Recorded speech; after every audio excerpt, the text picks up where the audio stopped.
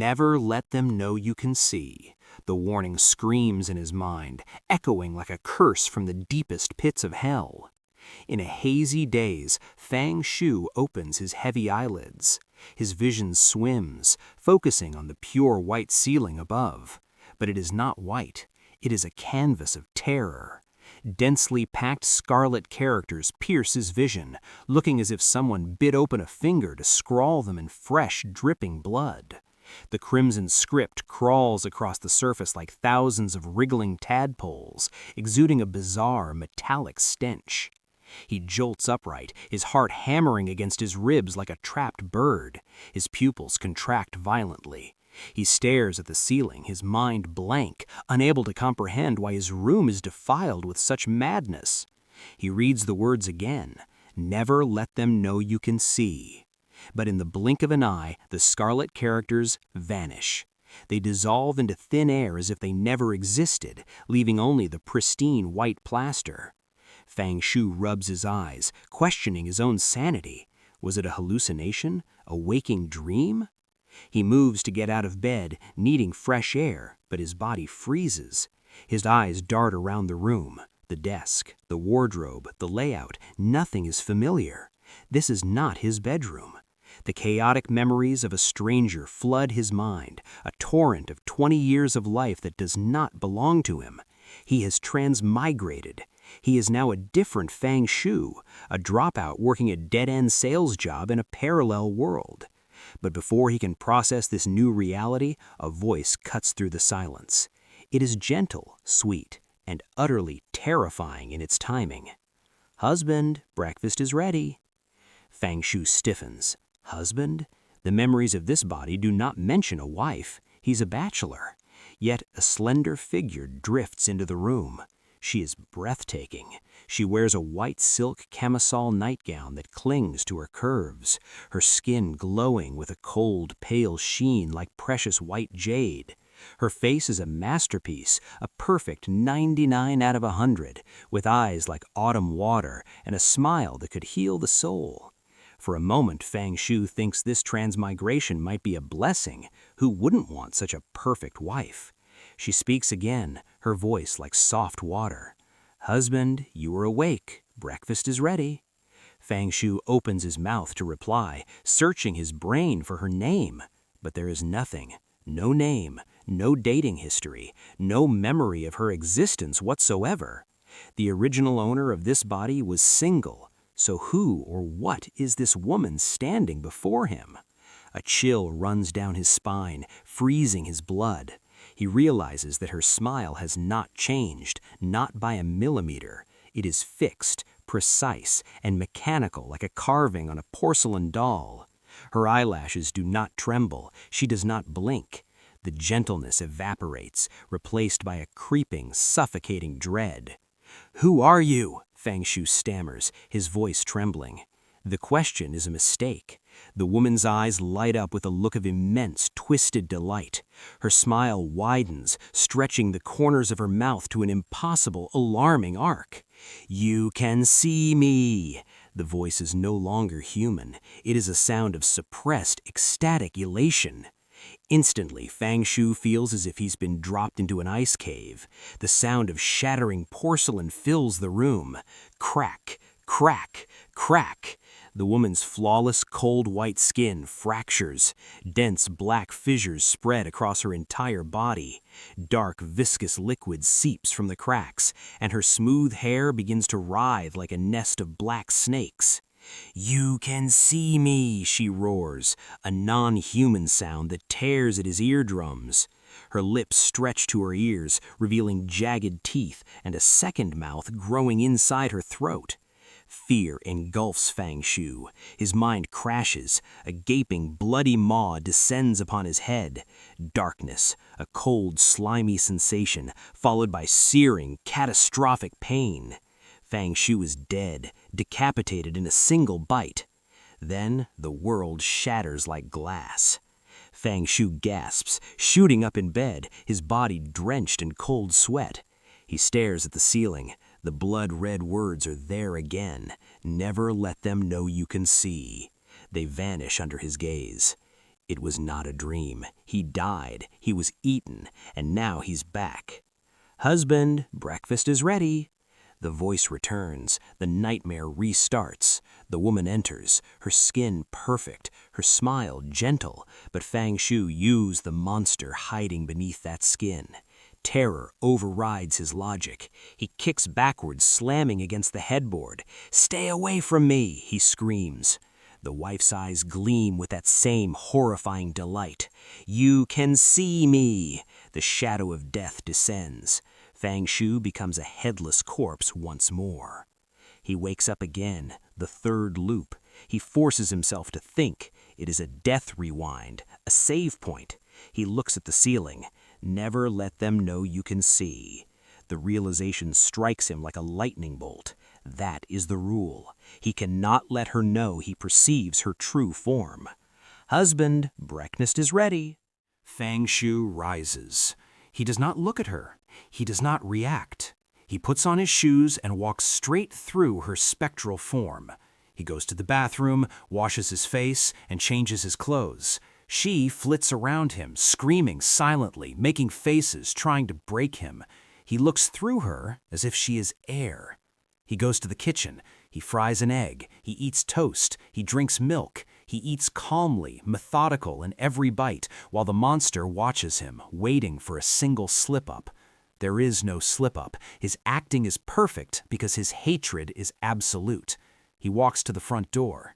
"Husband, please do not go. Stay home and keep me company." Her face embeds itself in the door, smiling.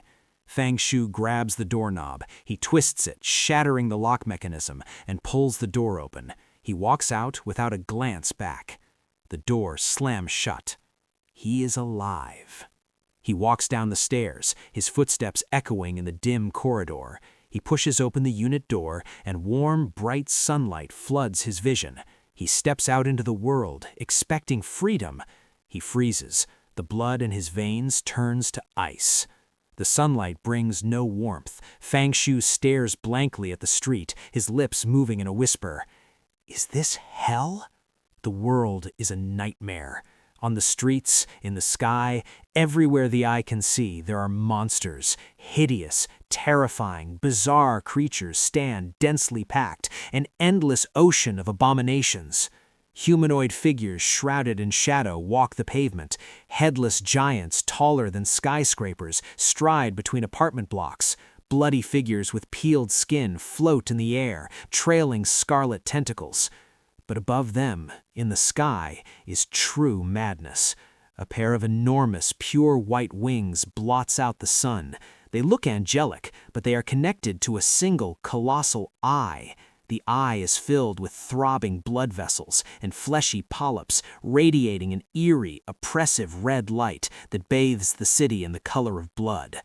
In the distance, a bride in a red wedding gown stands tall. She is elegant, her hands folded demurely, but on her neck sits the head of a white rabbit with ruby eyes and a human smile. There are behemoths covered in bursting eyeballs, black Buddha heads covered in tumors, clouds of black mist screaming with human faces. The air is thick with whispers of depravity, a spiritual pollution that assaults the soul. If Fang Shu were the man he was yesterday, he would have collapsed. But he has died 18 times. His soul is already twisted. The sight of this hell does not break him. It excites him. He starts to chuckle. The chuckle turns into a laugh.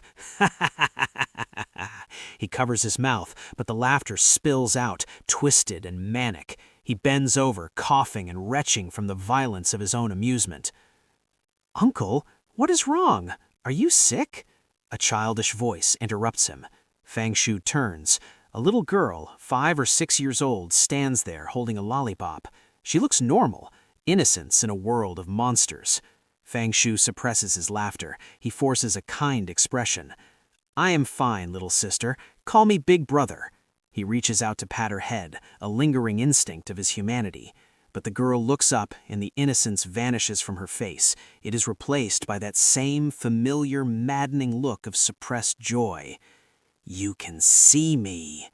Fang Shu freezes for a split second. Then he throws his head back and laughs harder. Tears stream down his face. Interesting.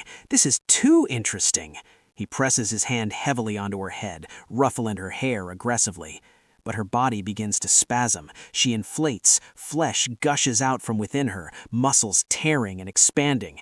In the blink of an eye, the cute girl transforms into a 2-meter-tall mountain of meat covered in exposed blood vessels. Her pigtails turn into black horns. Her lollipop becomes a massive white bone club. "You can see me," the monster roars. Fang Shu looks up at the abomination, the light in his eyes far more insane than the creature before him. "Compared to how you looked before, I prefer you like this," he says, his voice cutting through the roar, "because this way there will be no burden when I kill you." The monster raises the bone club, casting a shadow of death over him. Fang Shu spreads his arms, welcoming the violence. "Now I know why I wanted to laugh. There are simply too many of you, so many that I do not have to worry about running out of things to kill." His grin widens, feral and terrifying. "All of you must die." The bone club crashes down with the weight of a collapsing building. Fang Shu is smashed into a pulp of flesh and blood. Darkness takes him, and then the loop begins again. Fang Shu wakes from the abyss of sleep, and the madness that once consumed him has receded, leaving behind a dead stillness that is more terrifying than chaos. He is a man who has died 1,000 times, and the mundane routine of washing and dressing feels like a distant memory from a past life. He steps out of his home, and the world is a carnival of horrors.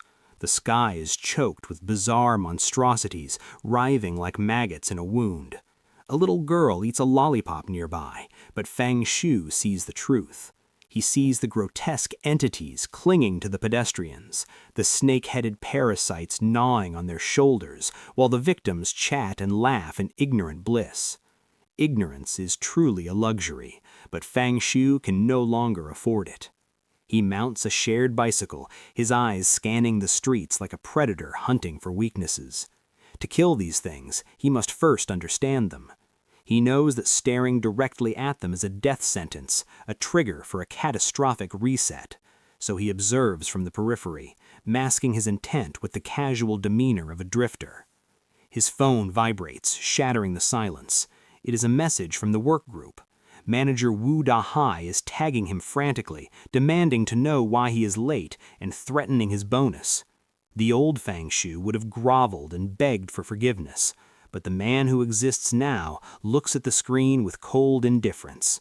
In a world that has become a living hell, holding on to a sales job seems like a pathetic joke.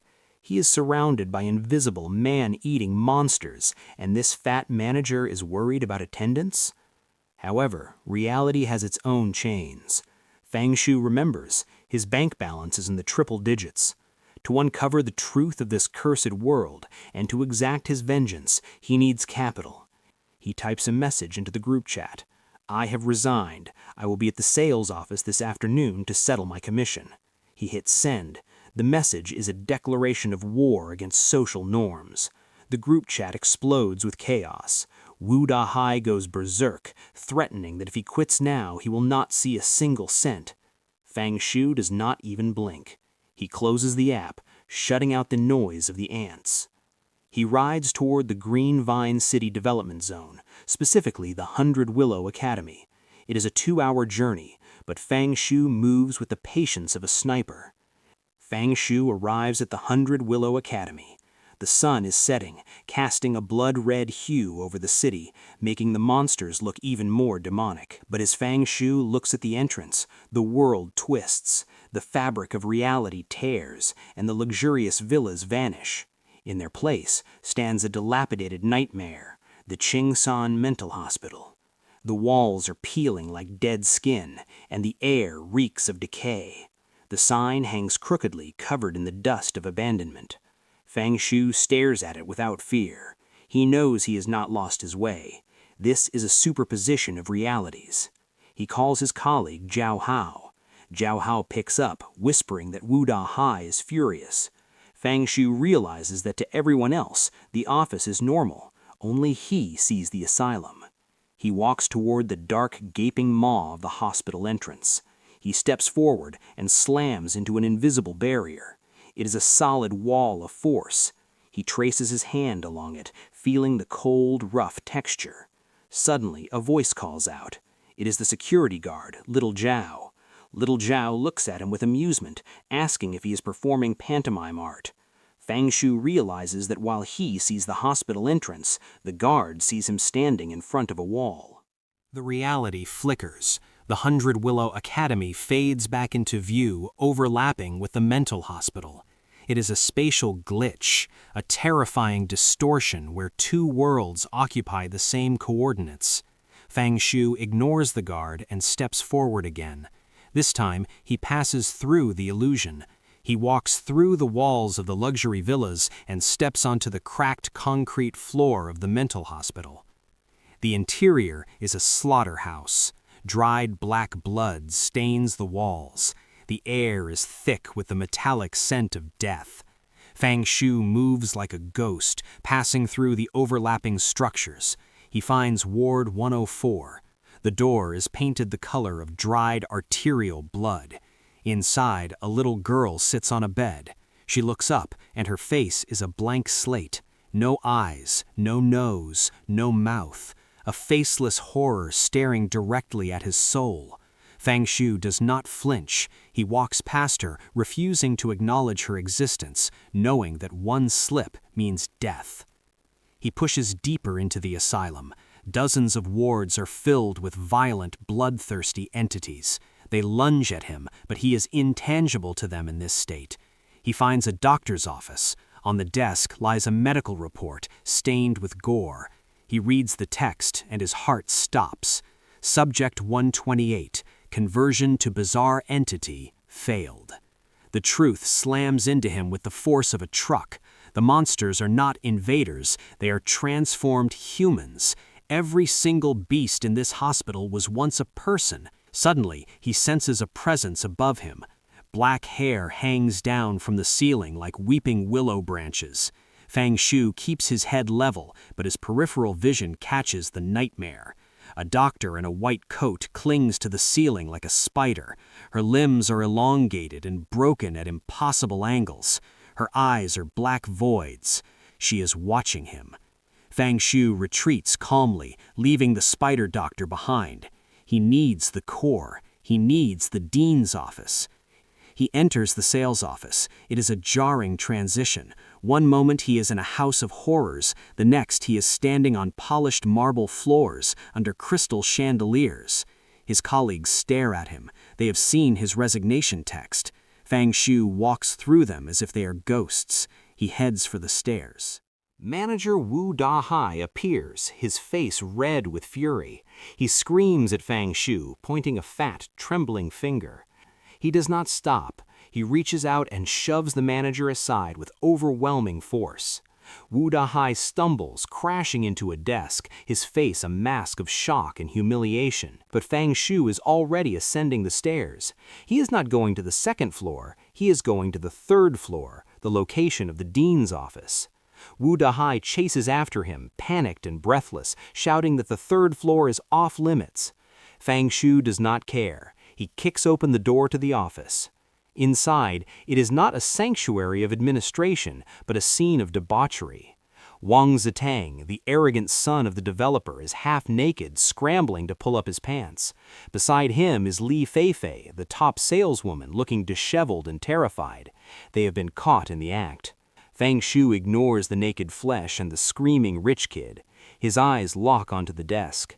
There, lying amidst the scattered clothes, is a piece of parchment. It radiates an ancient, ominous aura. He pushes the screaming woman aside. He picks up the parchment. The text burns into his mind. This is it, the key to the apocalypse. But before Fang Shu can process the information, the lights shatter. Darkness descends instantly. It is not just a power outage, it is a supernatural event. The King Shan Mental Hospital vanishes from his vision. The overlay is gone. There is only the darkness of the office building. Wang Zitang is cursing in the dark, calling for Wu Dahai to fix the generator. Fang Shu feels a primal warning bell ringing in his head. He pulls out his flash and activates the flashlight. The beam cuts through the blackness, but something is wrong. The light travels only half a meter before it is swallowed.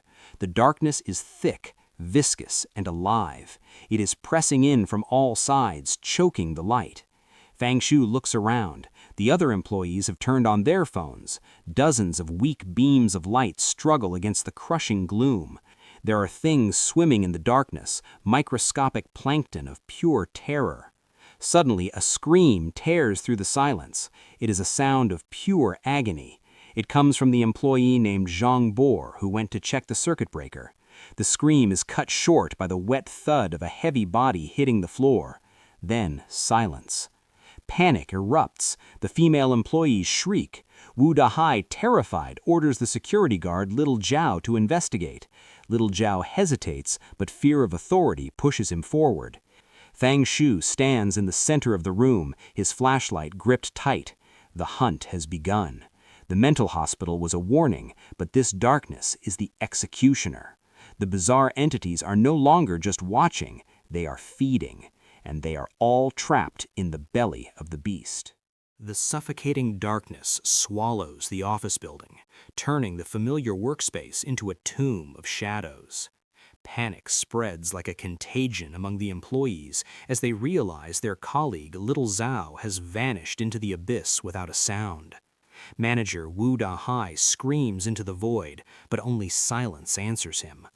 The fear is palpable, heavy enough to crush lungs. Someone suggests calling the police, their voice trembling with the fragile hope of the ignorant. But the phones are dead. No signal, no connection. Wang Zitang stands at the center of this chaos, his face a grotesque mask of terror and twisted excitement. He knows something. He snaps at the employees, his voice booming with the authority of someone who holds the keys to survival. He reveals the terrifying truth. They are no longer in the human world. They have stepped into a ghost domain. The air in the room drops several degrees as the words sink in. Wang Zitang explains that in this hell, ordinary humans are prey. Their only hope lies in understanding the rules of the ghost and avoiding its taboos. He claims his cousin is one of these elites, and that to survive they must obey his every command. But Fang Shu stands apart. He listens with a face as calm as a frozen lake. He is not impressed by Wang Zitang's posturing. He is not paralyzed by the fear of ghosts because he has lived with one. His wife is a ghost. He has died 1,000 deaths and rewound time again and again. To him, Wang Zitang is just a frightened child pretending to be a king. While the others tremble, Fang Shu analyzes the situation with the cold precision of a machine. He questions Wang Zitang about the nature of spirit masters.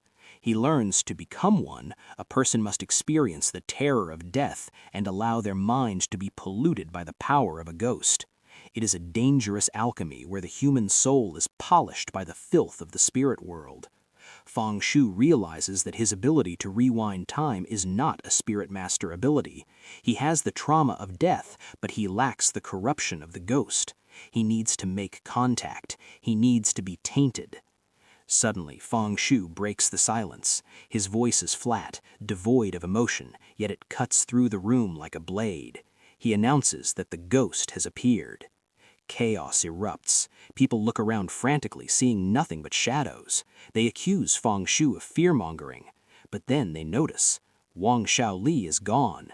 She was standing right there a second ago, and now there is only empty space. Wang Zitang looks at Fang Shu with suspicion, asking if he is a spirit master. Fang Shu denies it, his mind already racing ahead. He is calculating, he is observing. He notices a pattern that the others are too terrified to see. Wang Zitang is horrified, his sanity fraying at the edges. He demands they stay put, terrified that moving will trigger a death flag. But Fang Shu is done waiting. He turns to walk into the darkness. He refuses to be a sitting duck in a slaughterhouse.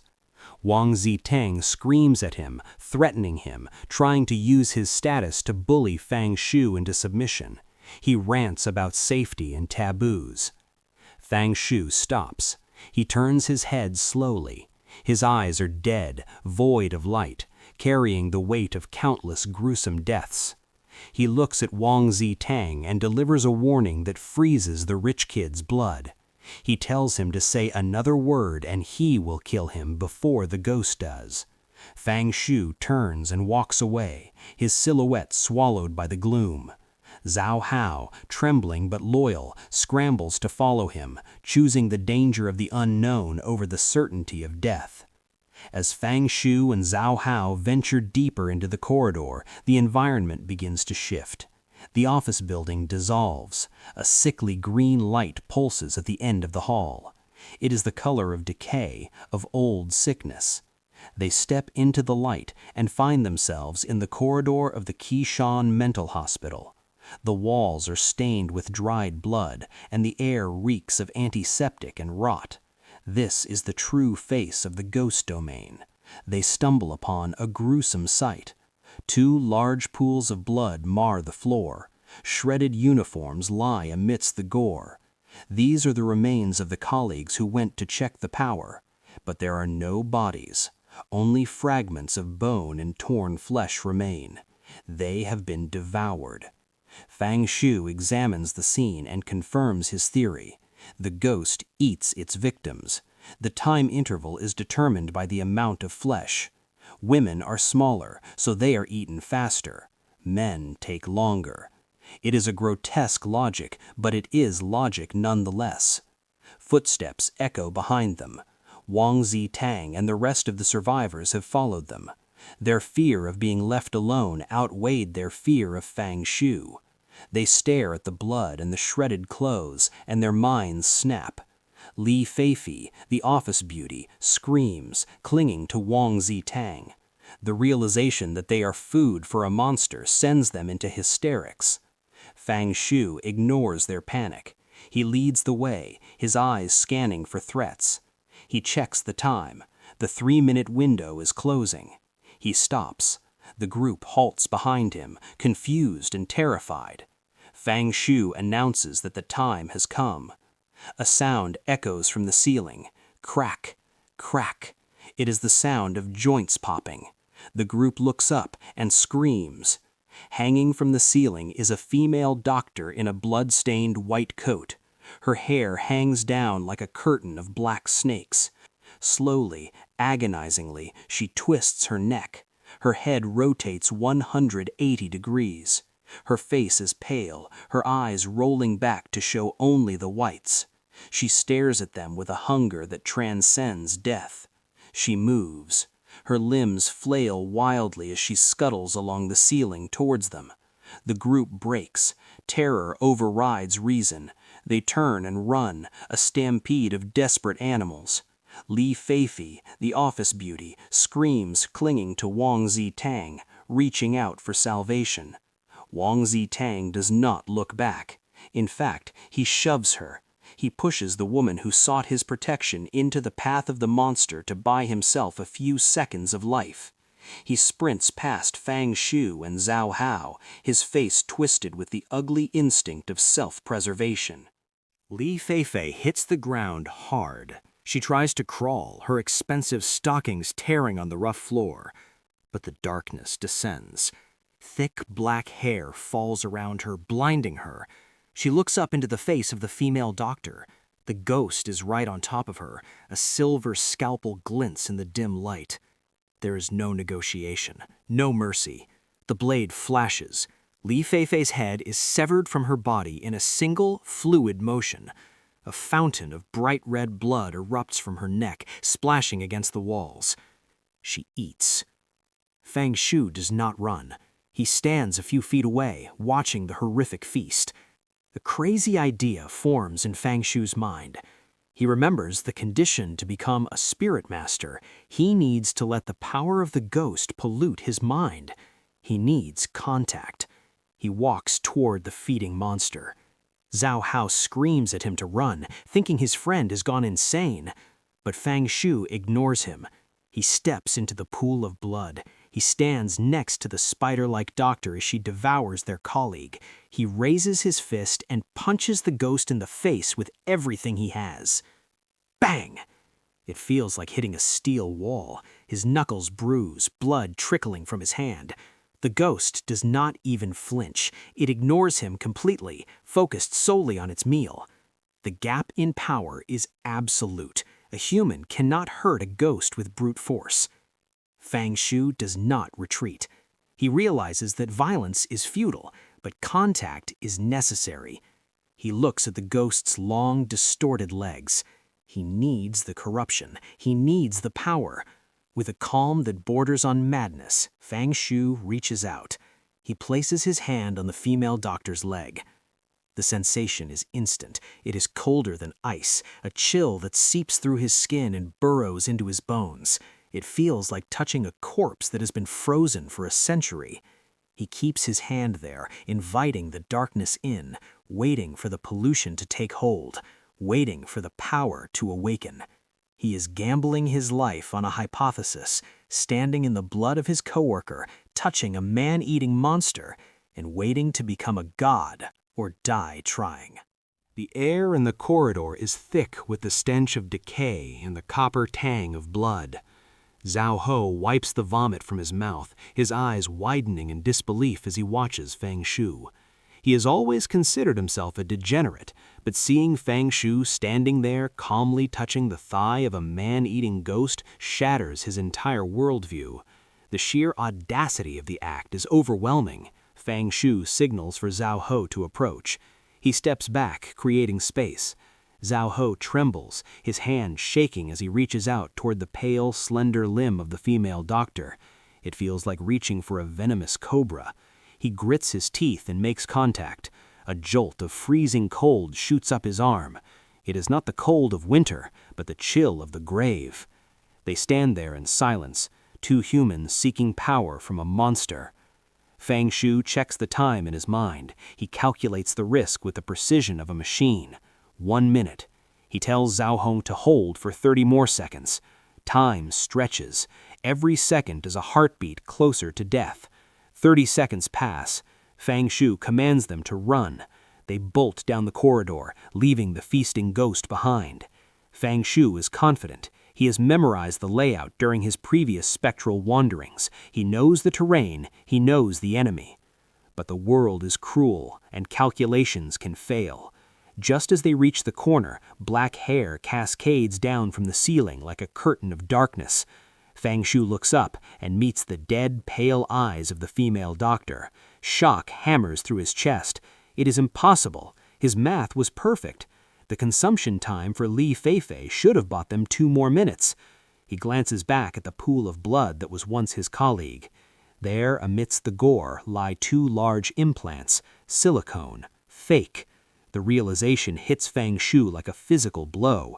He miscalculated the biomass. He assumed reality where there was artifice. The ghost finished its meal early because a significant portion of the victim was inedible synthetic material. It is a fatal error born of inexperience. A silver light flashes. Fang Shu feels his perspective shift as his head is severed from his body, spinning into the air. His last thought is a curse upon the artificial nature of humanity. Darkness takes him and then spits him back out. The cold, slippery sensation returns to his palm. Fang Shu opens his eyes. He is not back at the apartment. He is back in the corridor, touching the ghost's leg. The save point has moved. He pulls his hand away instantly. He tells Zhao Ho to move. Zhao Ho is confused, asking why they are leaving so soon. Fang Shu does not explain the timeline of death. He simply turns and walks away, dropping a cryptic warning that the flesh is insufficient because of the silicone. Zhao Ho is bewildered, but follows. They sprint to the end of the corridor and turn right. They dive into the stairwell and descend into the gloom. The darkness in the stairwell is heavy, almost tangible. They run down 3 floors and hear screams below. It is the rest of the group. Wang Ziteng and the others are huddled together, terrified. They see Fang Shu and Xiao Hao, and relief washes over them. They thought the ghost had caught up. Xiao Hao asks why they are moving so slow. The colleagues look at him with insane eyes. They claim they have descended 20 floors. Zhao Hao denies it, saying they only ran down 3. Panic erupts. Wang Ziteng realizes the truth. It is a ghostly wall, a supernatural loop. The ghost has trapped them in a spatial distortion. They are running in circles, spinning in place while thinking they are escaping. Wang Ziteng screams for everyone to drop an item to mark the floor. Cigarettes, lighters, bills hit the concrete. They run down another flight. They turn the corner, and there they are. The items lie on the floor, mocking them. They are trapped in the loop. Despair begins to crack their minds. Wang Ziteng tries to pray, hoping to awaken a spiritual power he does not possess. Feng Shu ignores the panic. He does not pray, he acts. He closes his eyes, shutting out the visual illusion. He trusts his sense of touch. He feels along the wall, his fingers tracing the rough concrete. He descends the stairs, guided by memory and intuition. He knows the exit is on the right. He feels the texture change. The rough wall becomes smooth, cold steel. He opens his eyes. A door has materialized where there was only wall. He turns the handle. The door creaks open, revealing a new corridor. Wang Ziteng sees the exit and rushes past Feng Shu like a mad dog desperate to survive. The others stampede after him. Feng Shu enters last. He is in no hurry. Being in front is not always an advantage. He knows the rhythm of the slaughter now. They reach a fork in the road, left or right. Both paths are swallowed by darkness. The group freezes, paralyzed by indecision. They turn to Feng Shu, demanding he choose. Moments ago they pushed him aside. Now they beg for his leadership. Feng Shu finds it amusing. He chooses the right path arbitrarily. He does not know the way, but he knows standing still is death. They run down the right corridor. The sound of cracking joints echoes from the ceiling. The female doctor is here. She crawls upside down, her white coat hanging like a shroud. The group screams and scrambles. Human legs cannot outrun a supernatural predator. The ghost drops from the ceiling, aiming for the straggler. Manager Wu Dahai is the last. He is heavy and slow.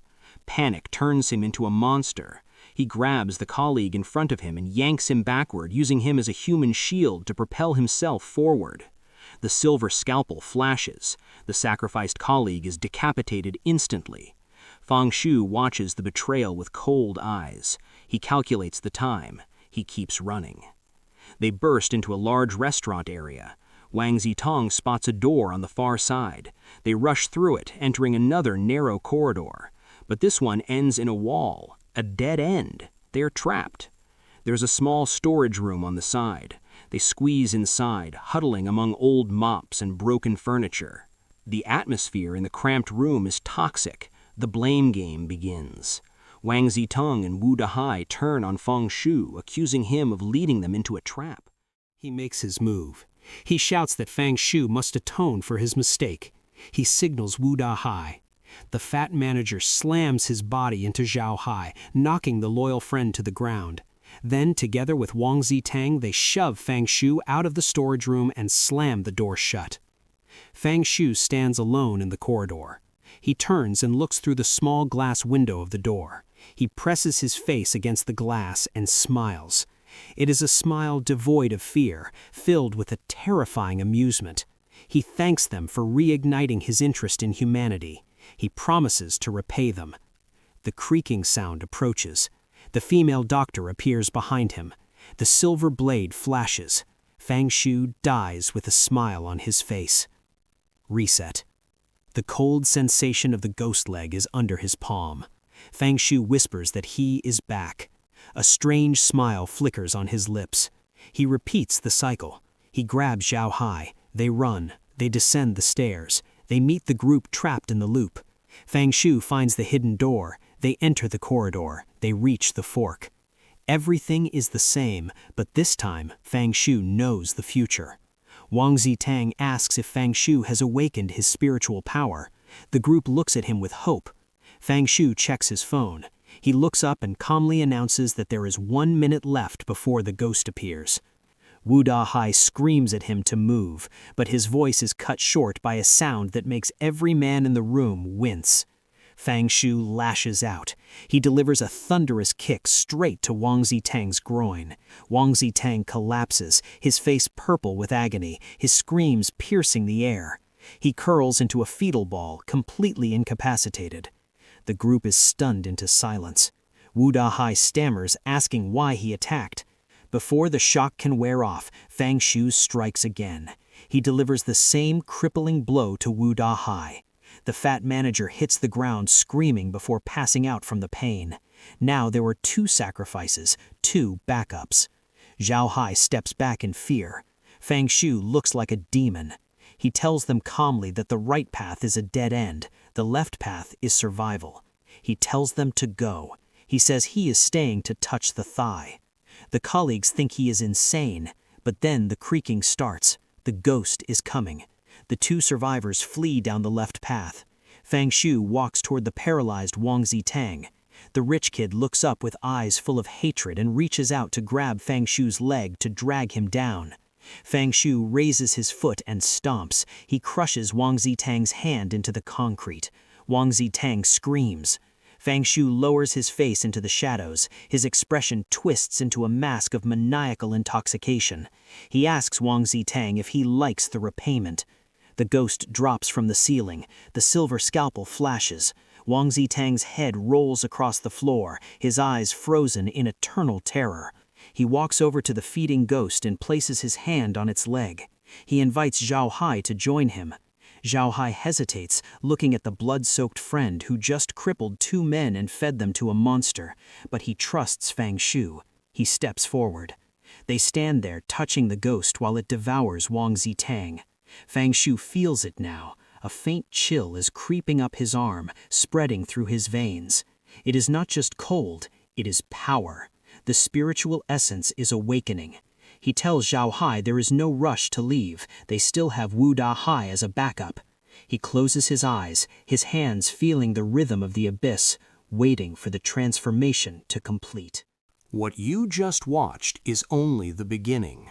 The moment he steps into the next realm, everything breaks. Enemies stop underestimating him and start hunting him. Part 2 depends on you. Tell me in the comments if you want it next.